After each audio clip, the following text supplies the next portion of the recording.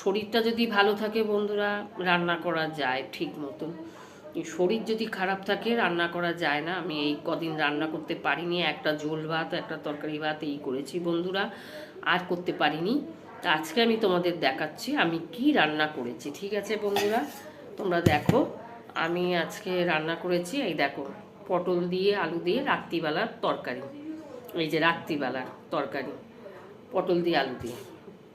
আর করেছি বন্ধুরা ভাত, তো জানো ছোটো হাঁড়িতে কজনের ভাত আর হতে পারে বলো তো, বেশি তো আর ভাত হতে পারে না, তোমরা তো জানোই।